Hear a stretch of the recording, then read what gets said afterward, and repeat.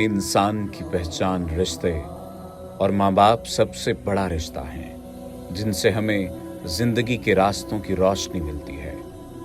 माँ पहला लफ्ज सिखाती है तो बाप उंगली पकड़कर हमारा पहला कदम बढ़ाता है। इंसानी शनाख्त और शान का सायादार दरख्त बाप है जो कठिन राहों, मुश्किल हालात और जमाने की तलखियां सहकर भी अपनी औलाद को कभी झुकने नहीं देता। बाप सबके अजीम होते हैं मगर हमारे वालिद मोहतरम चौधरी इफ्तिखार अली चंद रात के अंधेरों में भी हमारे लिए चमकते चांद की रोशनी थे।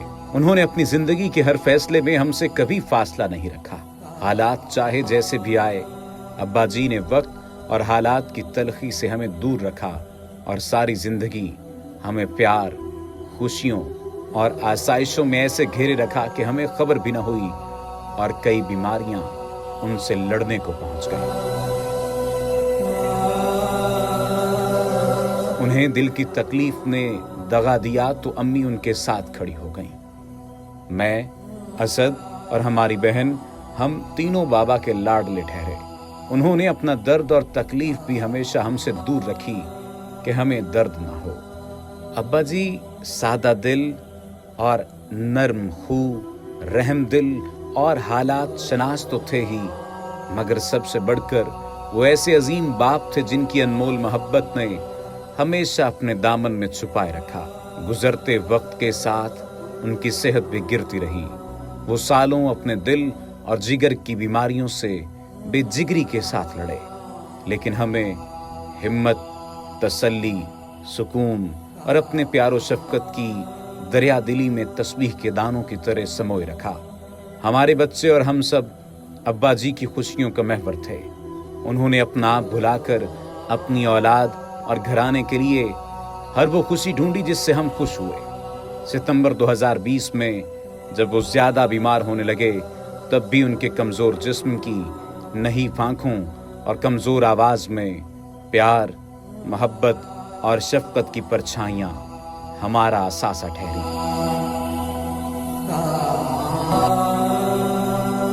आखिरी दिनों में हर वक्त उनके साथ रहने की मुझे भी आदत होने लगी। पहलोटी का बेटा होने के निस्बत अब्बा जी मेरे बाप भी थे और दोस्त भी।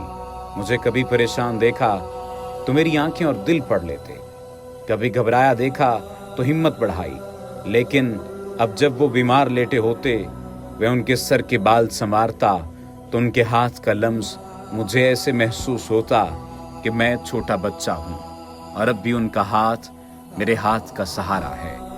हालांकि आखिरी दिनों में भी हर वक्त अपने साथ रखकर अब्बा जी अपने अफजल इफ्तिखार को आने वाले विछोड़े और जुदाई के लिए तैयार कर रहे थे।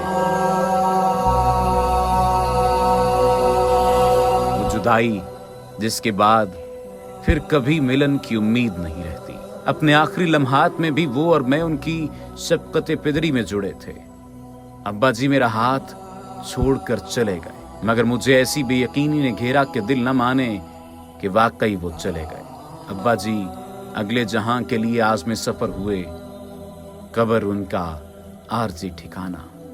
लोगों के अल्फाज मुझे बताने लगे कि अब मेरा सायादार दरख्त नहीं रहा और मुझे खुद से, घर से अब्बा जी की खुशबू, शफकत और बुजुर्गी ने घेर लिया। और लगता है अब्बा जी कहीं गए नहीं, मेरे दिल में नया बसेरा कर लिया है। उनके अल्फाज और उनके साथ गुजरे लम्हात का घेरा मुझे तन्हा होने नहीं देता। उनकी दी गई तरबियत अब मेरा रास्ता है और वो मेरे राह पर। अल्लाह पाक अपने महबूब और वजह वजूद कायनात सल्लल्लाहु अलैहि वसल्लम के सदक़े उन्हें बुलंद दर्जात अता फरमाए। आमीन सुम्मा आमीन।